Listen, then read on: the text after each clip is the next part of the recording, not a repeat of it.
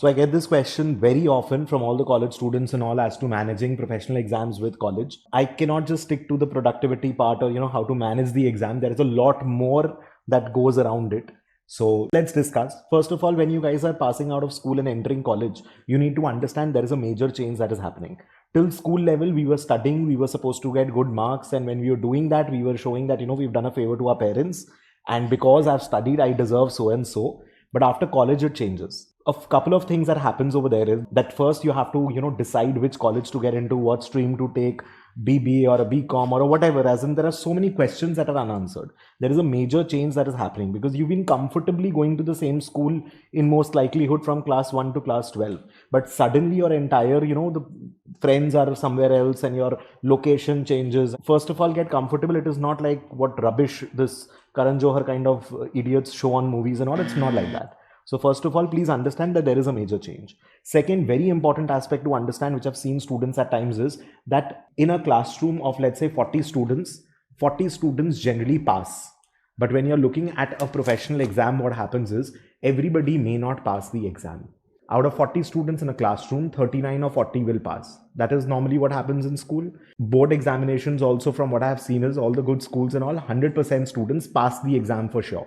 Now, the question is about 60%, 90% plus and all of that is a different question. But what happens in a professional exam is, for example, there is a pass rate of 30%, 35%. So 65% students will not pass the exam. There is no debate over it or denial over it. So it does not make sense. What you have to understand is in school, whether you got good marks or bad marks, if you're above 40%, you are passing and you're moving up. But in professional exams, what is going to happen is you have to be in the top 30, 35% hardworking people, focused students in order to pass that exam. So that understanding you'll have to develop. Also, what happens is even when you're looking at exams like a CAT examination or so, there are 2.5 lakh students taking the exam. But in the top 10 colleges, you barely have 3,000, 4,000, 5,000 seats. So you have to understand that dynamic and accept it. And nobody is going to judge you based on whether you have passed an exam or not. Because I'm seeing students, firstly, you want everything a bit too quickly.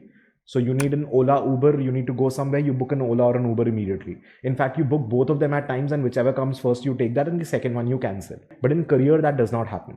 So that short-term mindset is not going to work. Here you have to make a choice whether I want to take an exam or not. In school, we did not have to choose that whether I want to or I do not want to take the exam. So invariably, every student was taking the exam. But now what happens is you get to decide whether I want to work harder and do more and take an exam or not take an exam. So you have to be very, very clear about these things. And if anybody else is judging you with respect to whether you've passed or not passed, their judgment does not matter at all. Because this is how professional exams work. Yes, you should be judged if you have not worked hard, if you took things casually, if you did not focus, etc. Then you are at fault. But otherwise, you cannot go with that pressure. So I've seen students not aiming for more. The decision making becomes a challenge with so many students. At times they want to, they'll tell me that, you tell me what to do. I will not decide.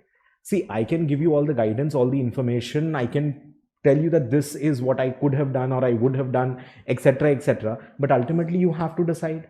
You are the one who will have to fill in the exam forms or even the college forms or whatever it is. So ultimately it is going to come down to you who has to take the final decision. At times there are parents who take the decision for you. The parents are supposed to be guiding you. Teachers are supposed to be guiding you. They're supposed to be giving you all sorts of information, everything in the most unbiased manner possible. But ultimately the decision has to come on you. And which becomes very pressurizing because you've not taken such important decisions earlier. So yes, that is a major change once you're moving out of school into college. And there is too much noise because there are friends who are doing something else, there are cousins who are guiding you on something else, and relatives and some uncles in the family are going to be saying something, and your parents might be pushing you at times to do something. So of course that is going to be there. And there's too much noise in the sense that there are a lot of people who will be pushing you to just relax and do absolutely nothing about it and just enjoy your college life, and then they repent later after 3 years are done. 3 years, 4 years, whatever. Don't fall for all of those things. So there is too much noise, but what you have to understand is, firstly, if I'm listening to somebody, a friend or a cousin or someone, what level of experience and expertise do they have? Because say, for example, when I was in college, my college timings were 6 o'clock in the morning to 10 o'clock. So at that point of time, I might be telling people that, don't come to this college. You'll have to get up at 5 o'clock in the morning. But once I'm out of the college, then you realize that yes, the college name is going to be there with you. So when you're struggling or when you're working hard, you'll advise people, don't do this. There's too much of hassle over here. But then why are they doing it? Why don't they leave that? Like if I'm studying for an X exam, I would say that, don't do this exam. It's so much of hard work and everything.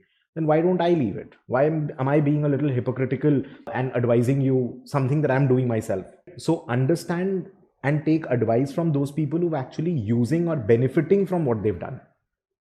And instead of, just taking advice from somebody who's cribbing about something. So you'll have to work hard, and how much hard work you do is going to be up to you.